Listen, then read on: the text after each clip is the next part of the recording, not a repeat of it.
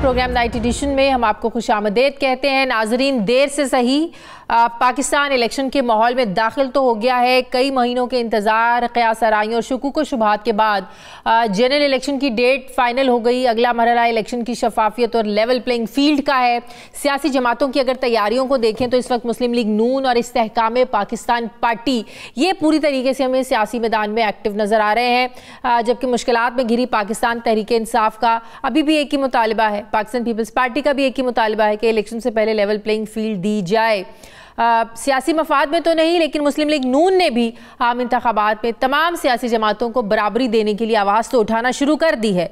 बल्कि मुस्लिम लीग नून के रहनुमा मियां जावेद लतीफ़ ने पाकिस्तान तहरीक इंसाफ को सियासी मैदान में खुला चैलेंज दिया है। गुज़श्ता रोज़ प्रेस कॉन्फ्रेंस में मियां जावेद लतीफ़ ने मुतालबा किया कि चेयरमैन PTI के केसेस के फैसले भी जल्द किए जाएँ और मैदान में उनको लाया जाए ताकि पता चल सके कि कौन कितना मकबूल है। अब सवाल ये है, कल तक जो मुस्लिम लीग नून इलेक्शन के नाम से डर रही थी वो एकदम इतनी पुरएतमाद हो कैसे गई? क्या लीगी हल्के ये समझते हैं कि नवाज शरीफ की वतन वापसी के बाद उनका रास्ता जो है वो आसान हो गया है? क्या एक सवाल ये भी उठता है कि कल तक मुस्लिम लीग नून दूसरों को लाडला कहती थी, लेकिन अब यही बातें, यही तासुर अब मुस्लिम लीग नून के बारे में पैदा होना शुरू हो गया है।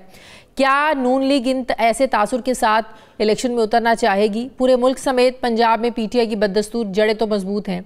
अवाम के सामने PDM हुकूमत की 16 माह की कारकर्दगी भी सबके सामने है और इस हुकूमत के रूए रवाम वज़ीर आज़म मियां शहबाज शरीफ मुस्लिम लीग नून के सदर हैं और उनकी काबीना का लंदन जाना भी हम सबको याद है। इसहाक डार भी वही हैं, ख्वाजा साद रफ़ी, ख्वाजा आसिफ भी वही, खुर्रम दस्तगीर, मरीम औरंगज़ेब और एहसन इकबाल, ये सब इसी हुकूमत के वज़रा थे जिसने रियासत बचाओ के नाम पर पेट्रोल, डॉलर, महंगाई सबको वहाँ पहुँचा दिया जहाँ पाकिस्तानियों का गुस्सा शुरू होता है। ऐसे में इस हुकूमती कारकर्दगी को तारीख से हज़्फ़ करने की पॉलिसी तो शायद बन जाए, लेकिन बैलेट पेपर पर स्टाम्प से पहले पाकिस्तानियों के जहनों से कैसे मिटाएंगे ये लोग? ये मियां नवाज शरीफ के लिए यकीनन एक मुश्किल चैलेंज होगा। ऐसे में नून लीग सियासी मैदान कैसे मार सकती है, किस स्ट्रैटेजी के साथ मुस्लिम लीग नून आगे बढ़ेगी, मैं बात करूंगी। मुस्लिम लीग नून के सीनियर रहनुमा मियां जावेद लतीफ़ साहब मुझे ज्वाइन कर रहे हैं। अस्सलाम वालेकुम, बहुत बहुत शुक्रिया मियां साहब आपका। जावेद लतीफ़ साहब, ये तो बहुत अच्छी बात है कि सुप्रीम कोर्ट की सहूलतकारी से, सुप्रीम कोर्ट के इंटरवीन करने के बाद बिलाखिर इलेक्शन की 8 फरवरी की डेट तो सामने आ गई, लेकिन अब जो शकूक व शुबहात हैं बहुत ज़्यादा, जिसकी बात पाकिस्तान पीपल्स पार्टी भी कर रही है, नून लीग तहरीक इंसाफ भी कर रही है, वो है लेवल प्लेइंग फील्ड की। इलेक्शंस के साफ होने, शफाफियत पर सवालात उठाए जा रहे हैं, लेकिन आप लोग उसी तरह बहुत ज़्यादा कॉन्फिडेंट हैं कि आप लोग ये इंतखाबात जीतेंगे, आप लोग नवाज शरीफ को ही वज़ीर आज़म लेके आएंगे। लेकिन जो पार्टियाँ इंतखाबात की शफाफियत पर सवाल उठा रही हैं, अगर आप लोग इसी सूरत हाल में, इन्हीं हालात में जीत जाते हैं, नवाज शरीफ प्राइम मिनिस्टर बन जाते हैं, तो क्या अहमियत होगी ऐसे इलेक्शंस की? कल तक आप लोग इंतखाबात की शफाफियत पर सवालात उठाते थे, आज दूसरी पार्टीज उठा रही हैं। देखें मैं शाजिया, दो चीज़ें हैं। पहली बात तो यह है कि ये बात दुरुस्त है आपकी कि सुप्रीम कोर्ट के इन्वॉल्व होने से, कंसेंसस से जो डेट आ गई, उसके बाद जो कन्फ्यूजन थी या लोगों के अंदर शुकूक व शुबहात थे इलेक्शन के, वो दूर हो गए कि अब तो 8 फरवरी को इलेक्शन होने जा रहे हैं। जहाँ तक आपका सवाल का दूसरा हिस्सा है कि मुनसिफाना इंतखाबात और लेवल प्लेइंग फील्ड, बात यह है कि बदकिस्मती से मुस्लिम लीग नून ने हमेशा ये एतराज़ किया है और ये कहा है कि लेवल प्लेइंग फील्ड सब के लिए होनी चाहिए, मुनसिफाना इंतखाबात, आज़ादाना इंतखाबात होने चाहिए। और मुनसिफाना आज़ादाना इंतखाबात कहते किसको हैं? एक जमात के लिए थोड़ी होता है, वो तो सब के लिए होता है। आप ये देखें कि मुझे तो ना 2002, 2008, 2018 मुझे तो ना लेवल प्लेइंग फील्ड नज़र आई और ना मुनसिफाना इंतखाबात मेरे लिए हुए। मेरे लिए तो मेरी लीडरशिप को भी बाहर रखा गया और जो कुछ हमारे साथ फिर हुआ, अगर उस वक्त भी 2018 में मेरी लीडरशिप को कैद में रखने के बावजूद उनको उस प्रोसेस का हिस्सा बने बगैर जो इंतखाबात हुए, अगर फिर भी वो मुनसिफाना इंतखाबात हो जाते, आखिरी दिन RTS बंद ना किया जाता, तब भी हम वाज़ेह अक्सरियत से जीत रहे थे। तो आज तो फिर ना कोई हमें ये इत्मीनान इस बात का है कि अब कोई RTS बंद नहीं होगा। आज हमें ये इत्मीनान है कि जो रजीम चेंज हुई है 2 बड़े अदारों की, उनका हाल बता रहा है या उनके माजी गवाह हैं कि वो कम अज़ कम मुनसिफाना इंतखाबात होने देंगे। अब आ जाएँ या करवाएंगे, यकीनी बनाएंगे। अब आ जाएँ जो दूसरी जमातें सवाल उठाती हैं, तो होना तो ये चाहिए मुनसिफाना इंतखाबात के लिए, जो ख़ास तौर पर एक जमात कह रही है जिसकी लीडरशिप जो है वो जेल में है। मुझे ये बताएं कि हज़ारों लोगों को भर्ती करके अरबों खरबों रुपया रियासत पाकिस्तान का ख़र्च किया गया मीडिया पे कि आपके ख़िलाफ़ हमें गालियां दी जाती रहीं, हमारी लीडरशिप को डाकू चोर कहा जाता रहा, और जब वो ही रजीम जो है, वही टीम जो है, वही वसाइल रियासत के जो हैं वो रियासत के ख़िलाफ़ इस्तेमाल हुए, तो दिन जाके अदारों की आंखें खुली कि ये तो रियासत के ही वसाइल इस्तेमाल करके रियासत के ख़िलाफ़ ज़ेन साजी की जा रही है। तो मैं आज भी तवक्को रख रहा हूँ या आज भी मैं डिमांड कर रहा हूँ कि उन लोगों को, उनके मास्टरमाइंड को आप कटहरे में क्यों नहीं लेकर आते और क्यों नहीं बताया जाता लोगों को कि ये हकायक थे, ये जो लोग थे आपकी ज़ेन साजी करने वाले, इसका मास्टरमाइंड ये था और इसके मकासद ये थे। मेरे खिलाफ आप ज़ेन साजी लोगों की बना चुके, यहाँ तक कि अदलिया में बैठे लोगों ने भी ज़ेन साजी में या सहूलतकारी में पूरा रोल अदा किया, और मुझे आप उसी तरह छोड़ रहे हैं। और दूसरे के मतलब कहा जा रहा है कि जनाब देखें वो तो गिरफ्तार है। क्या 2018 में मैंने साइफर लहराया था? क्या 2018 में मैंने 9-10 मई का कोई वाक़या कर दिया था? क्या 2018 में मैंने पाकिस्तान का 190 बिलियन पाउंड जो है मैंने करप्शन की थी, या अलकायदा ट्रस्ट या फॉरेन फंडिंग? जावेद लतीफ़ साहब, 2018 जो कुछ हुआ उस वक्त नवाज शरीफ साहब जेल में थे, लेकिन आज हालात मुख्तलिफ इसलिए हैं कि आज अगर इमरान खान जेल में है तो इमरान खान के साथ उनके बहुत से जो साथी हैं उनको भी पकड़ा जा रहा है, पकड़ा जा चुका है। अब जैसे इलेक्शन की डेट अनाउंस हुई, कल असद कैसर को भी गिरफ्तार कर लिया गया, आज खबर आई फवाद चौधरी को भी पकड़ लिया गया है। तो ये फिर कैसे इसको हम लेवल प्लेइंग फील्ड कह सकते हैं? आप भी बात कर रहे हैं कि सबको लेवल प्लेइंग फील्ड मिलनी चाहिए, सबको बराबर के मौके मिलने चाहिए। जब इलेक्शन से पहले ऐसे गिरफ्तारियां शुरू हो जाएंगी तो फिर कैसी बराबरी, कैसे फिर इनको साफ शफाफ मुनसिफाना इंतखाबात हम बोल सकते हैं? फिर ये कैसे हम इसको बोल सकते हैं हाँ सबको लेवल प्लेइंग फील्ड मिल रही है? कैसे? नहीं शाजिया, एक सेकंड मुझे थोड़ा टाइम दीजिएगा। मैं आपसे ये कहूँगा कि पहले नंबर पे तो फवाद चौधरी उस जमात से तल्लक नहीं रखते। अब दूसरे असद कैसर की आप बात कर रहे हैं। अगर आप ये जो 4-5 केसेस मैंने गिनवाए हैं, 9-10 मई का वाक़या या साइफर या करप्शन के 2-3-4 मैंने हवाले दिए हैं, इनको एक साइड पे रख दें। जो 4 साल के इनके करतूत हैं, अगर वो सामने आ जाएं, अदारे क्या कर रहे हैं? अदारे होते इसलिए हैं, कोई नैब खाली नहीं होता। अदारे एहतसाब के दीगर जो अदारे हैं उनको काम करना चाहिए था, मगर हुआ क्या कि 18 माह की जो हुकूमत थी, जिस पे आज तमाम मलबा डाला जाता है महंगाई का, क्या 18 माह में उस हुकूमत के 18 माह की हुकूमत के जो एक कौमी हुकूमत थी उसके पाँव टिकने दिए गए ज़मीन पे? क्या उस वक्त उस पहले की जो रजीम थी उनके साथ नहीं खड़ी थी? क्या जस्टिस बंदियाल साहब के होते हुए कोई इन पे हाथ डाल सकता था? आपको याद है कि 12-12 बेलें एक दिन में इनको मिली और घर बैठे मिली। क्या उस वक्त इलेक्शन अनाउंस हुआ था? अगर वो जस्टिस बंदियाल साहब ना होते तो यकीनन उस वक्त करप्शन के मुख्तलिफ केसेस में ये गिरफ्तार लोग हो चुके होते। यही बात तो पाकिस्तान पीपल्स पार्टी रही है 2018 में वो कहते हैं जिस तरीके से सहूलतकारी या जिस तरह से एक माहौल इमरान खान के लिए बनाया गया, आज वही सहूलतकारी, आज वही माहौल बनाया जा रहा है नून लीग के लिए, नवाज शरीफ के लिए। पाकिस्तान पीपल्स पार्टी तो कह रही है आज कल कोई और लाडला था, आज जो है नून लीग सुपर लाडला बन रही है।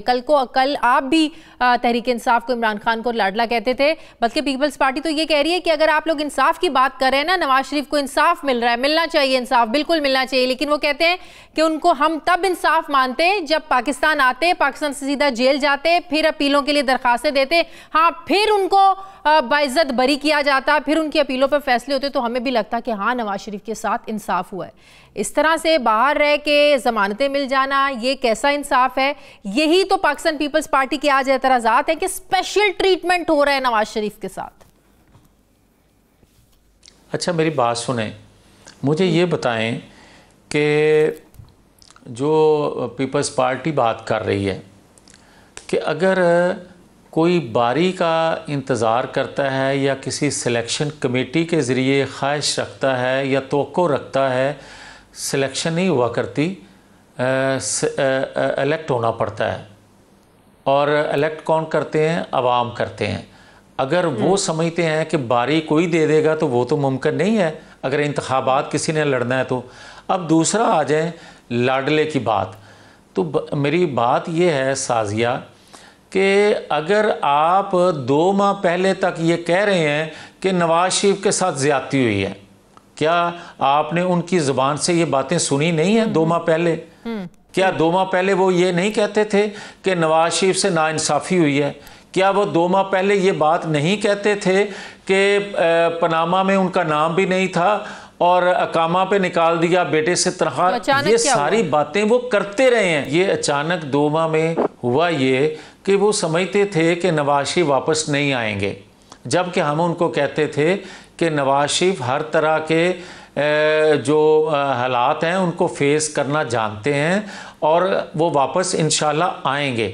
हाँ ये ज़रूर है कि हम एक बंदयाल साहब के जाने का ज़रूर इंतज़ार कर रहे थे, क्योंकि उनके होते हुए इंसाफ का जो कत्ल हुआ था, हम ये सोचते थे कि कम से कम ये तब्दील होने से, नई रजीम आने से कम इंसाफ का दरवाज़ा खुल जाएगा, जो हम खटखटाएंगे तो हमें तो इंसाफ। मतलब ये हुआ कि शरीफ साहब के आने में जो देर हो रही थी, बार बार तारीखें दी जा रही थी, तसल्लियाँ दी जा रही थी, हकीकत यह है कि सिर्फ इंतज़ार हो रहा था कि जस्टिस बंदयाल साहब जो हैं वो रिटायर्ड हों, नए चीफ जस्टिस आएँ तो प्लान किया जाए नवाज शरीफ साहब की वतन वापसी का। सिर्फ बंदयाल साहब की रिटायरमेंट का इंतज़ार था, राइट?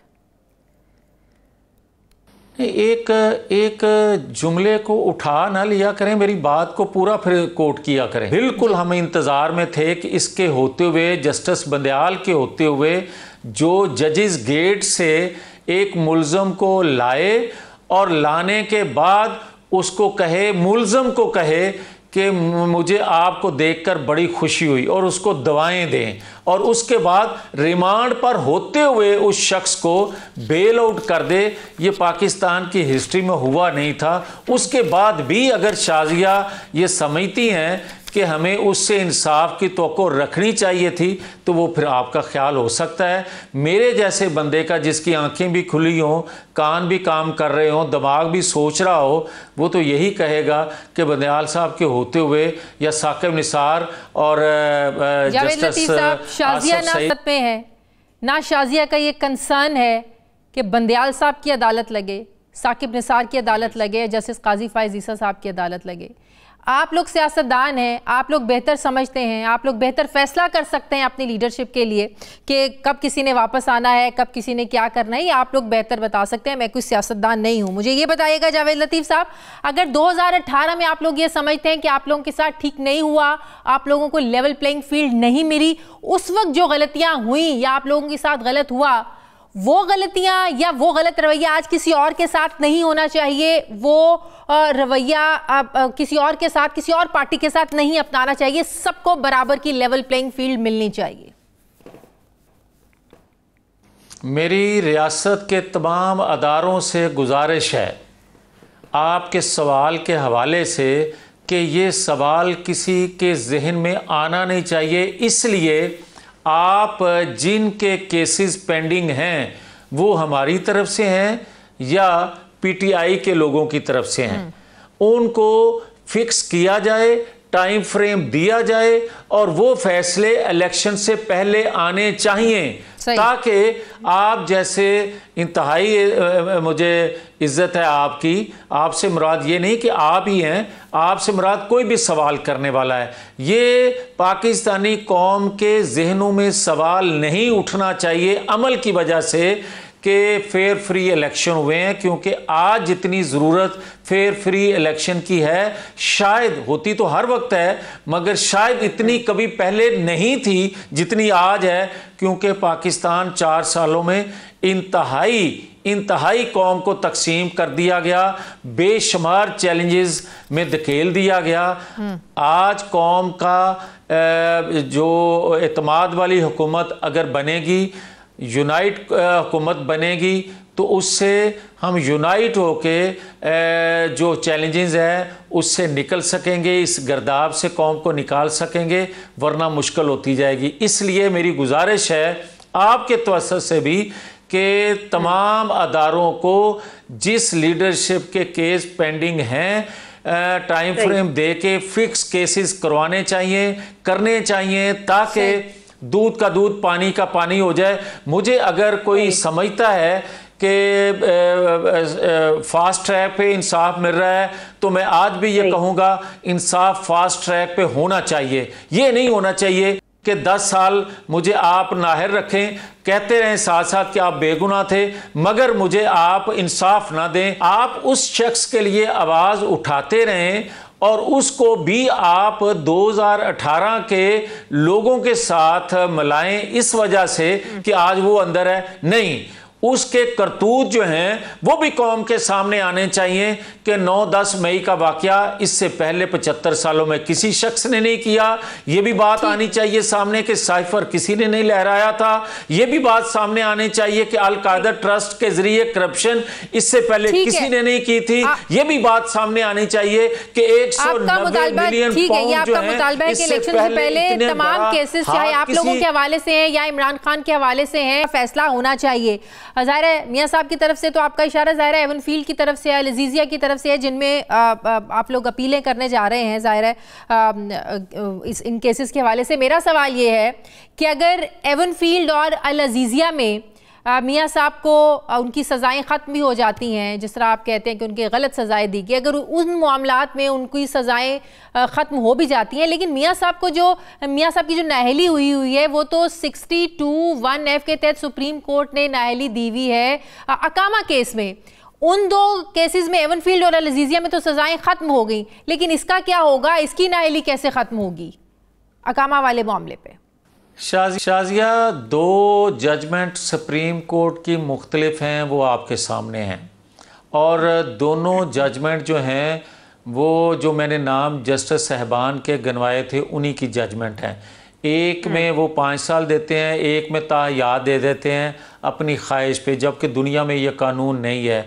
उसके बाद जो हमने एक कानून पास किया असेंबली में वो भी पढ़ के देख लें, उसके बाद कोई गुंजाइश रह नहीं जाती इस सवाल की कि वो नाअहल हैं। वो अहल हो चुके हैं। अब जहाँ तक 2 केसेस में अपीलों का तल्लक है, तो उसमें भी एक केस में उनकी सज़ा जो है सस्पेंड हो चुकी हुई है पहले से, और दूसरे केस में मरियम नवाज शरीफ जो हैं वो बरी हो चुकी हैं इस बुनियाद पे कि जब नवाज शरीफ का कोई कसूर नहीं बनता तो मरियम नवाज शरीफ का कैसे बन जाएगा। इसलिए वो केसेस हैं नहीं, जिस दिन फिक्स हुए, जिस दिन सुना गया उस दिन अल्हम्दुलिल्लाह वो बरी होंगे। जो आपकी जनरल काउंसिल का इजलास 11 को होने जा रहा है, तो फिर क्या, जिस तरह आप लोग कह रहे हैं कि उनकी तो तायात नाअहली भी ख़त्म हो चुकी है, तो पार्टी सदारत पर जो उनकी इस नाअहली के बाद पाबंदी लगी थी, तो क्या दोबारा फिर वो पार्टी सदारत संभालेंगे? ऐसा कोई ऐलान या ऐसा कोई फैसला आप 11 को करने जा रहे हैं? फिर देखें शाजिया, हमें ज़रूरत क्या है, मुझे ये नहीं समझ लगती आपके इस सवाल से कि एक पार्टी का आज जो सदर है या बाकी दीगर ओहदेदारान हैं वो अपने मुंह से आज भी इतराफ़ करते हैं कि कायद के हम वर्कर हैं, बतौर वर्कर हम काम करते हैं। तो ये सदारत या सेक्रेटरीशिप या दूसरी चीज़ें ये बेमायनी हैं। हमें तो वोट ही मिलता नवाज शरीफ के नाम पे है और नवाज शरीफ की वजह से ही बाकी वो ओहदेदार हैं।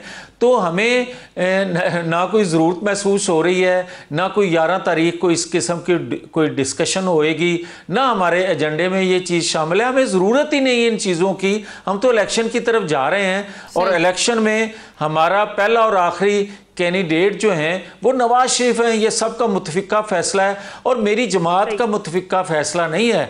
ये फैसला जो वोट देने जा रहे हैं नवाज शरीफ को, जमात के अलावा लोग भी या जमात के लोग भी, वो नवाज शरीफ को बतौर प्राइम मिनिस्टर के वोट देने जा रहे हैं। मुस्लिम लीग को जो वोट मिलेंगे बतौर प्राइम मिनिस्टर के नवाज शरीफ को वोट मिलेंगे।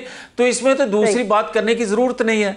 ठीक है, बहुत बहुत मुस्लिम लीग नून के सीनियर रहनुमा मियां जावेद लतीफ़ साहब मेरे साथ थे, बहुत शुक्रिया आपका। मुझे ब्रेक लेने नाज़रीन वापस आते हैं छोटे से वक्फे के बाद।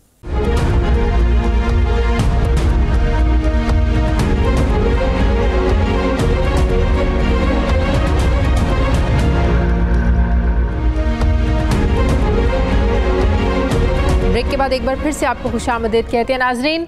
इस्तेहकाम पाकिस्तान पार्टी ने जहां पंजाब के 2 मुख्तलिफ शहरों जहानिया और हाफिजाबाद में कल जलसा वहां पे भी किया, अपनी इंतखाबी मुहिम बाकायदा तौर पर शुरू कर दी है। वहीं बाकी सियासी जमातों को भी ये पैगाम जा रहा है कि वो अगले इलेक्शन में किसी भी बड़ी सियासी जमात को टफ टाइम देने के लिए तैयार हैं।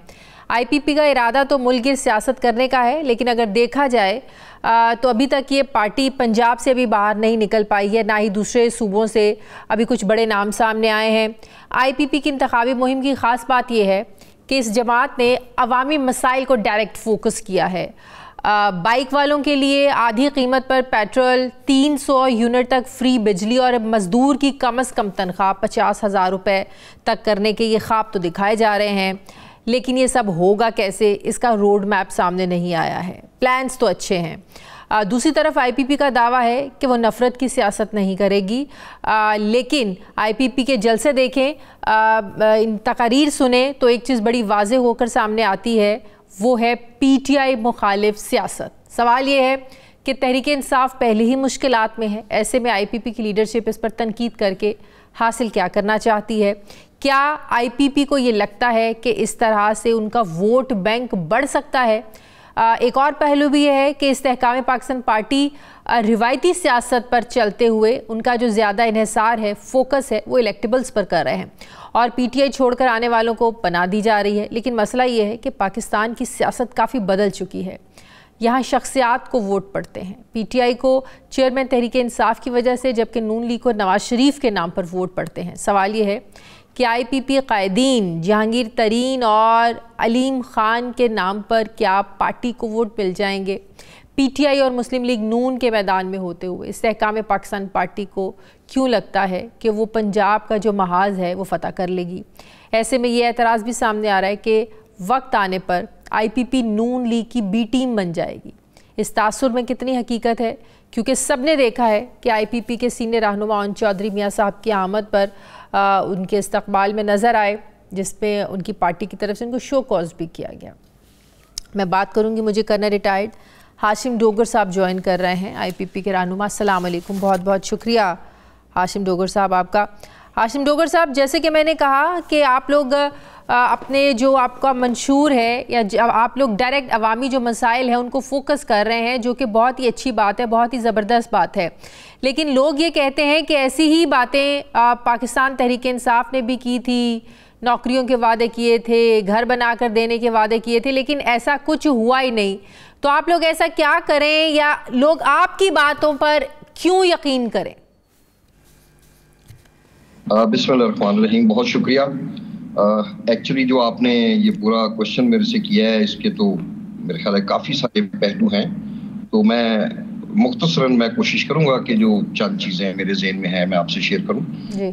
सबसे पहली बात, मैं आज आपके इस प्रोग्राम के हवाले से, मैं जो हमारे MPA हैं हाफिजाबाद में, एक ही हमारे पास सीट है, एक ही हमारे पास अभी तक कैंडिडेट हैं, जो उन्होंने शो किया वहाँ पे, उस पर मैं तो उनको अप्रिशिएट करता हूँ और मुझे उम्मीद है कि आइंदा इसी तरह इंशाल्लाह ये जो किक ऑफ हुआ है ये बहुत बेहतर तरीके से कल्मिनेशन पे जाएगा। दूसरी बात कि ये कहना कि हम कोई वक्त आने पे नवाज लीग की B टीम बन रहे हैं, तो मैं आपसे एक दो प्रोग्राम्स में पहले भी मेरा अर्ज किया है कि कतई तौर पे जो हमारी जमात में की जो लीडरशिप है और जो खास तौर पे जो जिन आप इलेक्टेबल्स की बात करते हैं, उनमें से इस वक्त जो ज़्यादातर अक्सरियत में लोग हैं वो किसी भी जमात के साथ इल्हाक नहीं करना चाहते। अच्छा, तीसरी बात पार्टी के अंदर शामिल लोग या पार्टी की जो लीडरशिप है, तरीन साहब हैं, अलीम खान साहब हैं, क्या उनका भी यही वो सोच है, वो भी यही कहते हैं कि वो किसी से इत्तेहाद नहीं करेंगे?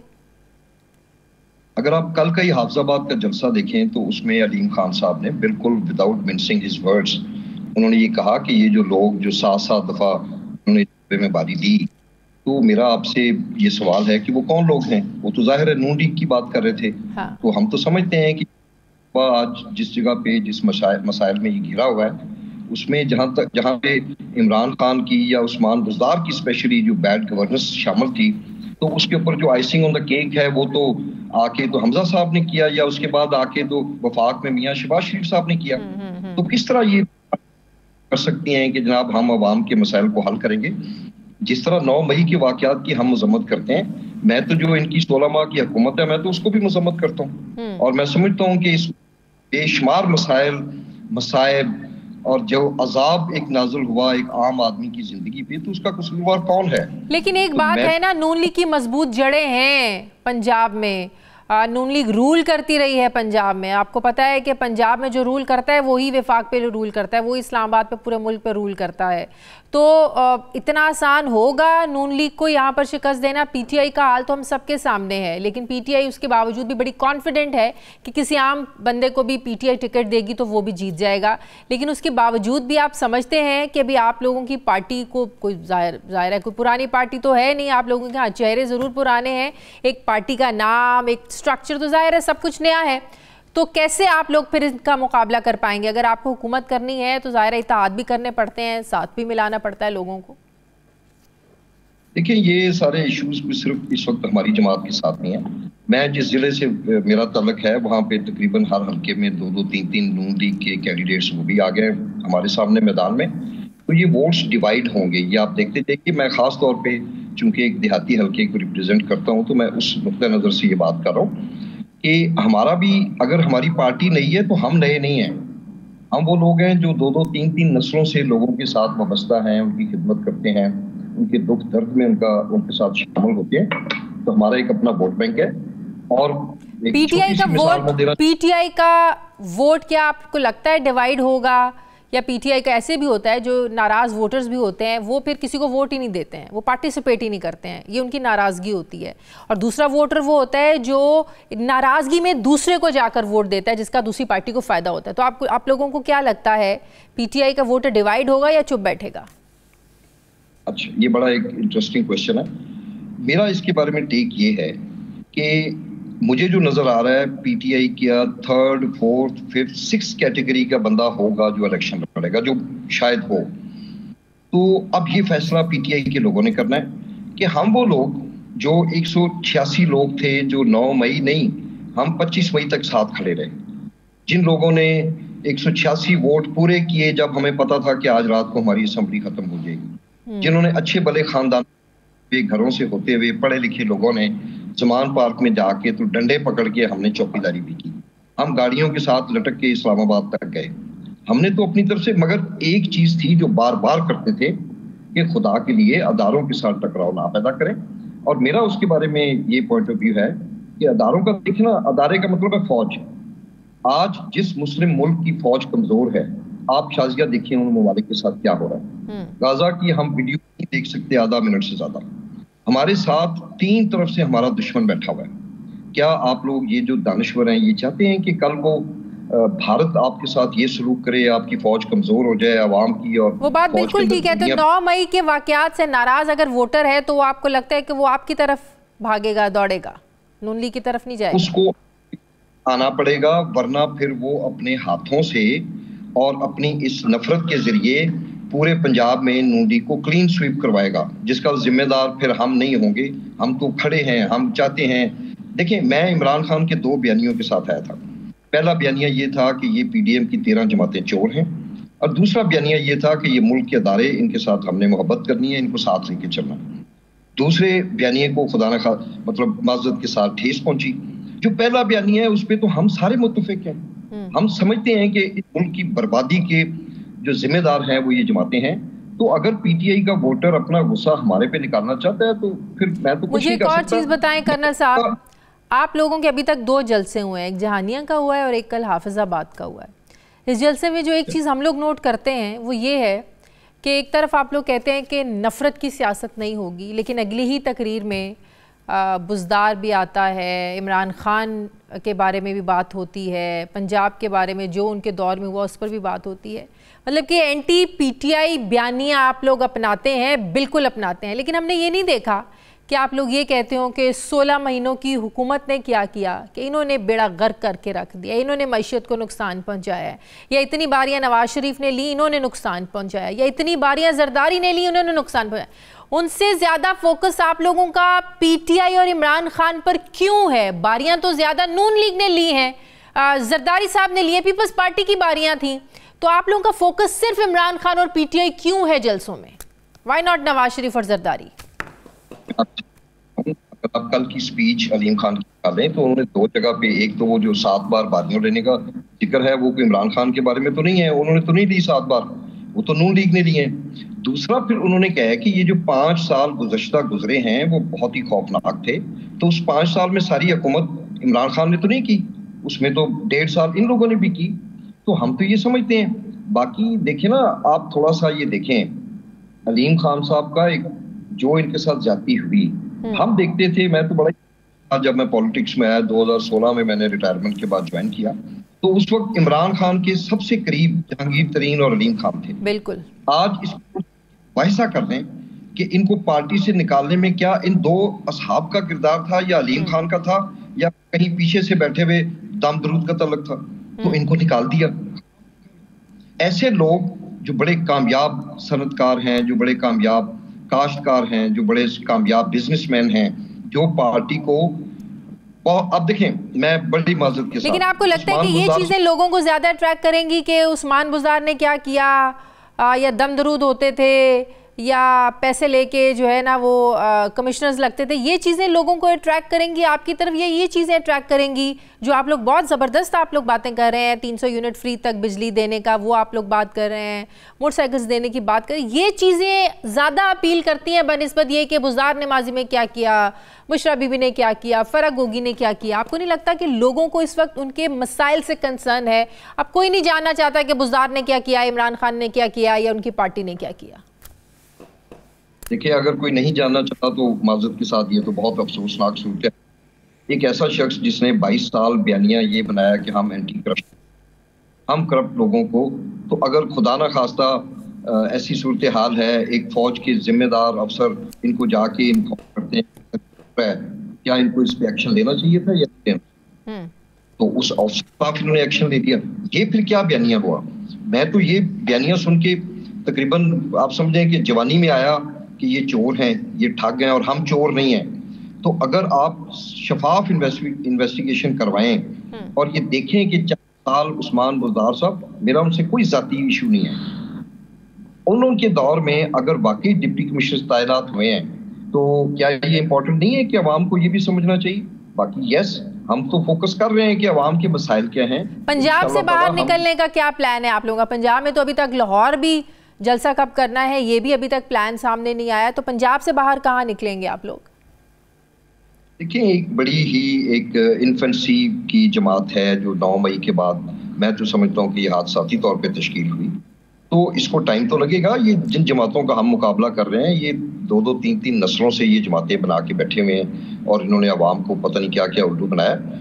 It will take time. मगर मैं आपसे ये अर्ज कर दूं कि प्लीज आप फुटेजेस निकालें, दोनों जो हमारे जलसे हुए, जी। बहुत साइजेबल का क्राउड था, लोगों का रिस्पॉन्स था, और इंशाल्लाह अब आपको अगला इंशाल्लाह शो नजर आएगा जो हम कसूर में करने जा रहे हैं। लाहौर में कब कर रहे हैं? आज 9 दिसंबर तक का तो शेड्यूल है आप लोगों का 7 जलसों का।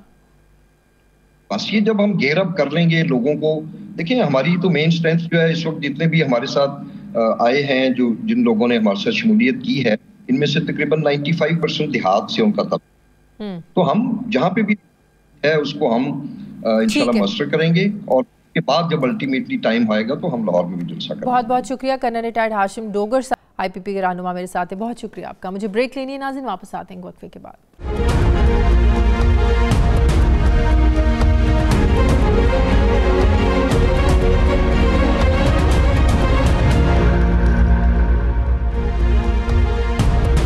ब्रेक के बाद एक बार फिर से आपको खुशामदीद कहते हैं नाजरीन। पिछले 48 घंटों के दौरान पाकिस्तान के 3 सूबों में एक के बाद एक दहशतगर्दी के लगभग 6 वाक़यात पेश आ चुके हैं, जिनमें 17 फौजी जवानों समेत 22 अफराद शहीद हुए हैं।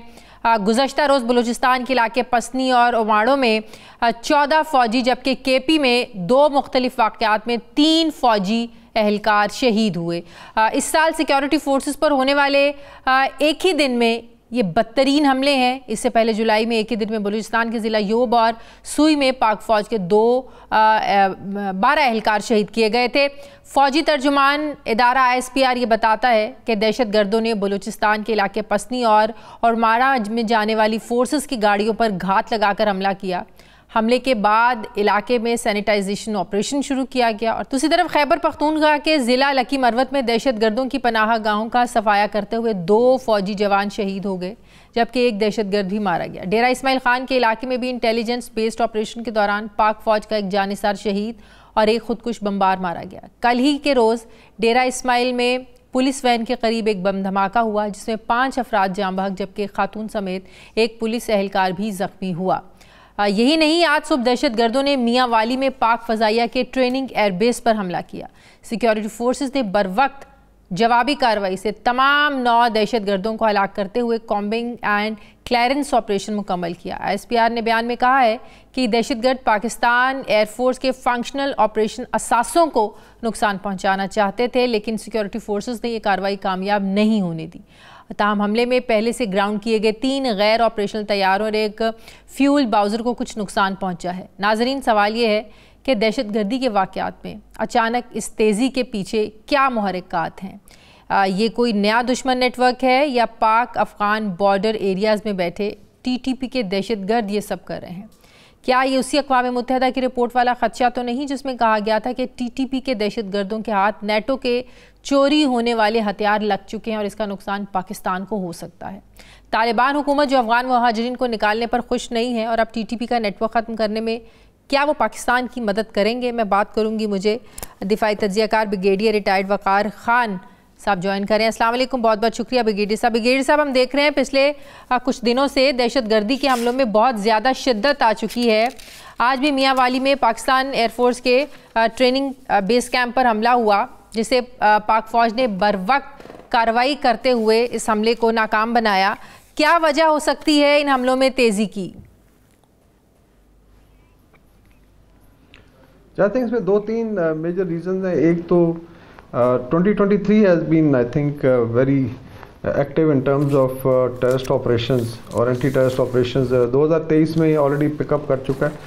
दूसरा ये है कि अभी जो कुछ डिसीजंस हुए हैं to repatriate 1.75 million 17.5 lakh illegal immigrants को, जिसमें बल्क जो है अफगानिस्तान से उसका ताल्लुक़ है, तो उससे भी आई थिंक काफ़ी सारी कुव्वतें जो हैं वो नाखुश हैं। और चूँकि ये एक ऐसा टाइम है जिसमें मैसिव मूवमेंट है, लॉजिस्टिक्स है, लोग होल्डिंग एरियाज में ले जाए जा रहे हैं, वहाँ से फिर अपने वतन को वापस जा रहे हैं, तो उसमें एक साफ ज़ाहिर एक विनेबिलिटी का फैक्टर क्रिएट हो जाता है। उसमें फिर होस्टल एजेंसीज स्पेस को यूटिलाइज़ करती हैं। इसमें आई थिंक कुछ स्टेटमेंट्स भी आए हैं अक्रॉस पाक अफगान बॉर्डर, जिसमें उन्होंने शायद बरहमी का इजहार किया है, नॉट रियलाइजिंग के 30 लाख जो अफगान पहले आए थे वो बिल्कुल इंटीग्रेटेड हैं, उनके कार्ड्स हैं और उनको किसने हाथ नहीं लगाया। It's only illegal immigrants. 2 major intervention हुई अफगानिस्तान में। पाकिस्तान ने ना रशिया को इनवाइट किया ना US को। US यहाँ पे 20 साल रहा और रशिया जो है सोवियत यूनियन वो तकरीबन 8 से 9 साल रहा, और सारा जो आप कह लें उसका फॉलोआउट था वो पाकिस्तान पे ही आया और हमने वेलकम किया एक मवाख़ात का पूरा सिस्टम। तो इस चीज़ को लोग भूल जाते हैं। ये जो इलीगल इमिग्रेंट है 17.5 लाख के तकरीबन $5 बिलियन पर ईयर कॉस्ट कर रहे हैं पाकिस्तान को, और इकोनॉमी हमारी ऑलरेडी अंडर स्ट्रेस है। फिर तो कहीं ना कहीं ये एक फैक्टर हो सकता है अफगान मुहाजिरीन को यहाँ से जो निकाला जा रहा है, तो ये फैक्टर है जी।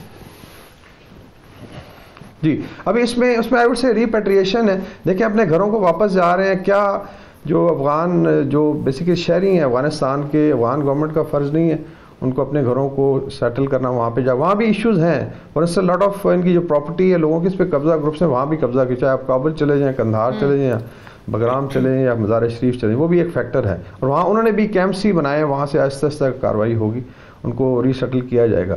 लेकिन मेन थिंग इज़ के लोड कौन लेगा इसका, किसकी जिम्मेदारी। दूसरा आई थिंक इंडिया फैक्टर है जो बड़ा क्लियर है। एक तो विद इन इंडिया बहुत ज़्यादा इस वक्त आई वुड से क्राइसिस है, मणिपुर जल रहा है। आज भी कल बल्कि एक बड़ा अटैक हुआ उनके पुलिस के लेट्स स्टेशन पे, जिसमें 700 अफराद ने हमला किया। 2 कम्युनिटी सफारा है, ना आर्मी के कंट्रोल में है ना वो पैरामिलिट्री के कंट्रोल में है और मोदी गवर्नमेंट पूरी तरह नाकाम हो चुकी है। कुछ अरसे से हम देख रहे हैं, कुछ महीनों से तहरीके जिहाद पाकिस्तान एक तंजीम का नाम सामने आ रहा है। ये कोई क्या ये एग्जिस्ट करती है, कौन है, इसमें किस किस्म के लोग शामिल हैं? हमने देखा कि मई में बलूचिस्तान के इलाके मुस्लिम बाग में जो FC के कैंप पर हमला हुआ, ये ग्रुप सामने आया, इसने जिम्मेदारी कबूल की। इसके अलावा और चमन में कुछ हमले हुए, सवात के इलाकों में हमले हुए, ये ग्रुप सामने आता रहा और ये जिम्मेदारी कबूल करता रहा। ये कौन सा ग्रुप है, कोई एग्जिस्ट करता है या इसमें दाइश के लोग शामिल हो सकते हैं, TTP के लोग शामिल हो सकते हैं? I think it's a very smart move by raw की भी है और इसमें अगर लेट्स से अफगान के स्प्लिंटर ग्रुप्स इन्वॉल्व हैं। नाम आप देखें, पहले तरीके तालिबान पाकिस्तान था, सो तालिबान का नाम जो है प्रोनाउंस होता था तो साफ ज़ाहिर एक लिंकेज नजर आता है आम आदमी को। जब आप तरीके जहाद पाकिस्तान इसी ग्रुप को रीनेम करते हैं तो it appears to be indigenous movement, और शायद पाकिस्तान में किस चीज़ का जहाद कर रहे हैं? क्या ये इस्लामिक है to kill women and children? क्या इस्लामिक है कि एक मुस्लिम कंट्री की फोर्स को आप अटैक करते हैं? और आपका एजेंडा क्या है बेसिकली? मतलब अफगानिस्तान आपसे संभाला नहीं जा रहा and then you are trying to create a space in bordering region कि हमें उसी तरह जिस तरह TTP के एक ज़माने में लेट्स से यहाँ पे रोब और दबदबा था और उसको फिर स्मैश किया। तो I think it is just a smart move. Mainly यही ग्रुप है और उसको आप कह लें कि एक स्मार्ट तरीके से नाम चेंज करके वहाँ को धोखा देने की कोशिश। आई थिंक इसमें अफगान और TTP से तवज्जो हटाने के लिए मेन थिंग इज के जो TTP से तवज्जो हटाने के लिए तो एक स्मार्ट मूव, तालिबान का नाम आता है जी, एग्जैक्टली जी, इट्स अ स्मार्ट मूव। लेकिन अगर आप स्टेट की भी देखें, हमने 20 साल पहले जंग लड़ी है और इससे वर्स्ट टाइम देखा है जब यहाँ पे रोज़ाना 20 धमाके होते थे। उसमें अवाम ने भी फाइट किया, अवाम को माइग्रेट भी करना पड़ा, स्पेशली आई थिंक KP के अवाम मुबारकबाद के मुस्तहिक हैं, इतनी I think I would say patience के साथ उन्हें सारा बर्दाश्त किया। फिर 2-3 बड़े ऑपरेशन हुए, ज़रब था, उससे पहले रद्दुल फसाद हुआ और फिर ये कंटिन्यू। फिर अभी सैनिटाइजेशन जो है बेसिकली स्प्लिंटर ग्रुप्स के अगेंस्ट थी। एक्सपेक्ट किया जा रहा था कि US विड्रॉल के बाद इसमें कमी आएगी। और मज़े की बात यह है कि जो terrorism as a leverage Afghanistan ने 30 साल इस्तेमाल, इर्रिस्पेक्टिव ऑफ के कौन सी गवर्नमेंट। ब्रिगेडियर साहब, हम अफगान तालिबान से हमेशा जाहिर है कोऑपरेट करने की बात करते हैं कि दहशतगर्दी के खात्मे के लिए TTP जब हमले करते हैं तो अफगान तालिबान से कहते हैं कि आपकी जिम्मेदारी, आप लोगों ने कहा था कि अपनी सरजमीन किसी के खिलाफ इस्तेमाल नहीं होने देंगे, इसलिए आपको रोकना चाहिए। अब जब अफगान तालिबान भी जो रिफ्यूजीज़ हैं उनको भेजने पर खुश नहीं है तो क्या हमारे उनके साथ ताल्लुकात ज़ाहिर है अगर इससे ख़राब होंगे तो कल को वो किसी तरह की जिम्मेदारी लेने की पोजीशन में होंगे? जिसमें आई थिंक इनकी सीनियर लीडरशिप ने तो राइट फ्रॉम दोहा एक प्लेज थी to the entire international community, not only Pakistan के सरजमीन इस्तेमाल। फिर इनके फतवे हैं, मुल्ला हिबतुल्लाह का अपना फतवा भी है कि ये जहाद नहीं है, बेसिकली ये फसाद है और हम इनका जनाजा भी नहीं पढ़ेंगे। लेकिन क्या उनका जो जब स्पेशली TTP की ओथ ऑफ एलियंस है इन्हीं के साथ जो इनके अमीर हैं, तो एक इशारे पे भी ये चीज़ बंद हो सकती है। तो क्या अंडरग्राउंड जो नीचे वाले रैंक्स है उसमें शायद आंख बंद कर ली जाती है? तो I think this is a big question. इसका पूरा प्रूफ इंटेलिजेंस शेयरिंग हो चुकी है। इसमें मॉस्को फॉर्मेट में जब मुलाकातें हुई हैं वहाँ पे central Asian, Russia, China, Pakistan, Iran साहब ने मिलकर इनको समझाया भी है कि ये प्रूफ्स हैं with pictures, with photograph, with videos, इस तरीके से। तो आई थिंक उसको डिनाई नहीं किया जा सकता। ये चीज़ रहेगी जब तक रिपेट्रिएशन होती है। आई थिंक ये स्टेबिलिटी का फैक्टर रहेगा, इसमें इंडिया भी प्ले करेगा। हाँ, ये ज़रूर है कि इसमें state is going to fight, law enforcement agencies हैं, पुलिस है, आर्मी है, ISI है, बाकी एजेंसीज हैं, और इसमें डेफिनेटली अवाम का तावन भी चाहिए होगा ताकि मिल के इसको लड़ा जाए। बहुत बहुत शुक्रिया दिफाई तज़ियाकार ब्रिगेडियर रिटायर्ड वक़ार खान साहब मेरे साथ थे, बहुत शुक्रिया आपका। क्लीनियर नाज़रीन, वापस आते हैं वक्फे के बाद।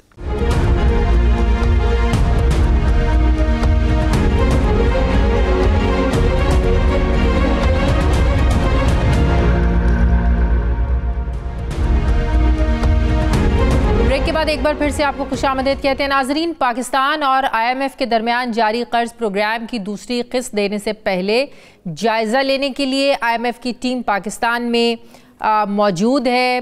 पहले तकनीकी नौयत की बातचीत हो रही है। तकनीकी नौयत के मुज़ाकरात 2 नवंबर से 10 नवंबर तक होंगे, जिसके बाद 13 से 16 नवंबर तक पॉलिसी लेवल के मुज़ाकरात होंगे, जिसके बाद ये फैसला होगा कि हमें किस्त मिलनी है, नहीं मिलनी है, या पाकिस्तान पर और शराइत लगेंगी या डू मोर का मुतालबा आता है। याद रही ये वही प्रोग्राम है जिसमें PDM हुकूमत ने बहुत मुश्किल फ़ैसले किए थे रियासत बचाने के लिए। मुश्किल फ़ैसलों के ही नाम पर पेट्रोल बिजली की कीमतों को बढ़ा दिया गया था। IMF के साथ 9 महीनों की मुद्दत के लिए जारी कर्ज प्रोग्राम इस साल जुलाई में शुरू हुआ। पाकिस्तान को इस प्रोग्राम के तहत $3 अरब का कर्ज मिलना है। पाकिस्तान 1 अरब 20 करोड़ डॉलर की पहली किस्त हासिल कर चुका है, जबकि इस महीने बैनुल-अक़वामी मालियाती फ़ंड से $70 करोड़ की दूसरी किस्त हासिल करने के लिए भी उम्मीद है। हम बात यह है कि पहले ही सेशन में बैरूनी फाइनेंसिंग पर एतराज़ आया। यही नहीं, करेंसी एक्सचेंज के मामले पर भी इख्तलाफ पाए जाते हैं। IMF के वफ़द ने यह वाज़ेह किया है कि पाकिस्तान को प्रोग्राम आगे बढ़ाने के लिए तमाम जो अहदाफ हैं उन पर सख्ती से अमल करना होगा। पाकिस्तान ने IMF को नई टैक्स एमनेस्टी स्कीम ना लाने की भी यकीन दहानी कराई है। टैक्स छूट ख़त्म करने से मुतालिक FBR की रिपोर्ट भी तैयार कर ली है।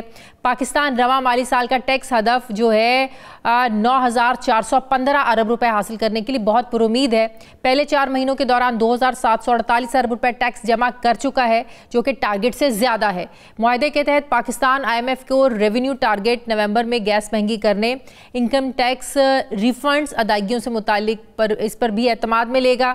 अब सवाल यह है कि क्या पाकिस्तान इन इक़दामात से IMF को कर्ज की दूसरी किस्त हासिल करने के लिए कायल कर पाएगा। डॉक्टर नजीब खाकान नजीब साहब मुझे ज्वाइन कर रहे हैं इस पर। अस्सलाम वालेकुम, बहुत बहुत शुक्रिया डॉक्टर साहब आपका। डॉक्टर साहब, ये बात तो अच्छी है कि जो IMF का वफ़द है वो बग़ैर डिले किए, पहले तो उनको बुलाना इतना मुश्किल होता था कि आए देखें, हमसे बात करें, अब तो बग़ैर डिले किए ही वो वफ़द आ गया है। तो हम ये कह सकते हैं कि स्टाफ लेवल एग्रीमेंट हो जाएगा।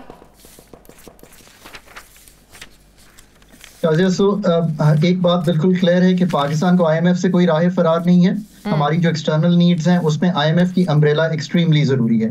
आपकी दूसरी बात में बहुत वजन है कि चूंकि 2 नवंबर को ही एग्रीमेंट था कि वो आएंगे और वो 2 नवंबर को आ गए। सो लार्जली जो डेटा उनसे अभी तक शेयर हुआ है उससे उनका ख्याल है कि विद एडजस्टमेंट्स हम आगे बढ़ सकते हैं। ये डेटा क्या है? फिस्कल का नंबर जो 1977 था FBR का टारगेट 30 सितंबर का, हमने उसको बाईपास कर दिया था। हमने प्राइमरी डेफिसिट की बजाय कुछ प्राइमरी सरप्लस शो किया।